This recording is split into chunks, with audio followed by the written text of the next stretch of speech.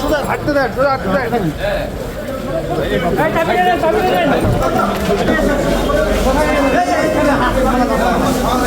এই পাশে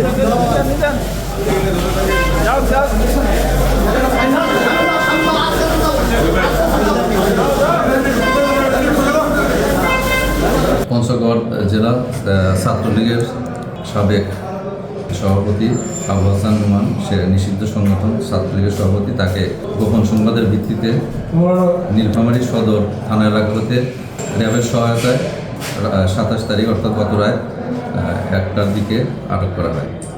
সে বৈষম্য বিরোধী ছাত্র আন্দোলন চলাকালীন আল-আমিন হত্যা এবং গুমসহ অন্যান্য যে এখানে অপরাধ সংঘটিত হয়েছে সেই মামলাগুলোর সে এজাহার নামে আসামি।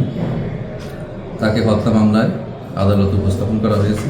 অন্যান্য মামলায় তাকে সন্নিবেশ করে পরবর্তীতে রিমান্ড নিয়ে জিজ্ঞাসাবাদ করে পরবর্তী আইনগত ব্যবস্থা নেওয়া হয়। সদর থানা এলাকা বা ধনীপাড়া এলাকা বিরুদ্ধে এখন 4টি মামলা আছে এজাহার নামে। এটা সহ 4টি আরও তদন্ত করে অন্যান্য ঘটনায় সম্পৃক্ততা পাওয়া গেলে সেগুলোতে আমরা আইনের আওতায় নিয়ে আসবো।